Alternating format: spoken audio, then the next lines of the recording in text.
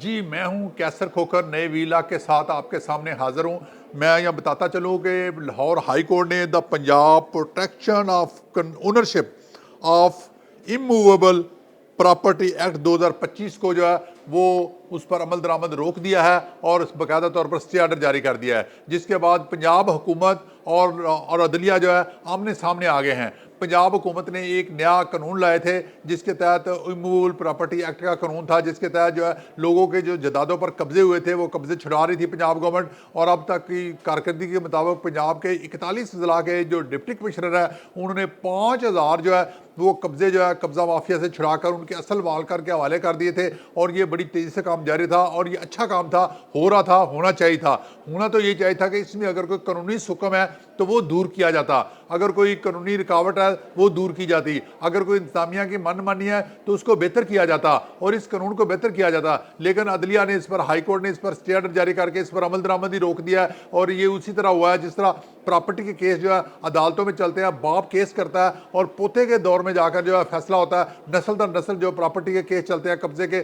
اور عدالتیں کیس نہیں کرتی کہ فیصلے نہیں کرتی، اور عدالتیں جو ہے وہ قبضے گروپ کے حوالے سے بے جا طور پر اسٹے آرڈر جاری کر دیتی ہیں، جس کی وجہ سے جو کیس ہے وہ لٹک جاتے ہیں، اور عدالتوں میں اسٹے آرڈر ہونے کی وجہ سے انتظامیہ جو ہے وہ بے بس ہو جاتی ہے۔ اور اس حوالے سے حکومت کو، عدلیہ کو یہ چاہیے تھا کہ اپنے اندر اصلاحات لا کر جو عدلیہ میں جو خامیاں ہیں ان کو دور کیا جاتا اور اصلاحات لاتی اور اس قانون کو بہتر کرنے کے لیے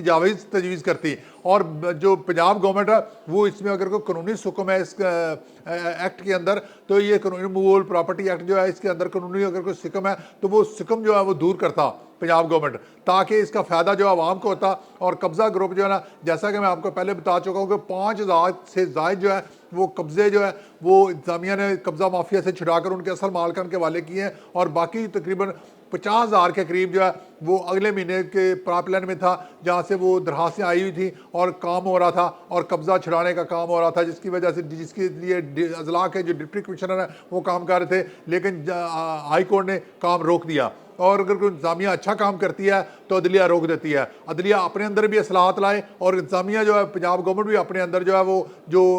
ضروری چیزیں ہیں وہ لائے، اور اس کا فائدہ عوام کو ہونا چاہیے، اور یہ جو قانون ہے یہ چلتا رہنا چاہیے۔ یہ قبضہ مافیا کا جو چھڑانے کا قانون تھا یہ اچھا قانون تھا، اس کے تحت جو اسمبلی میں بھی اس قانون کو پاس کر چکی ہے اور باقاعدہ طور پر یہ ایکٹ بن چکا ہے، اب یہ آرڈیننس نہیں رہا جس کے تحت قبضے چھڑائے جا رہے ہیں، لہذا یہ قانون ختم نہیں ہونا چاہیے، قانون جاری رہنا چاہیے، اور قبضہ مافیا کے خلاف جو کارروائی ہے وہ تیز سے تیز تر ہونی چاہیے۔ جی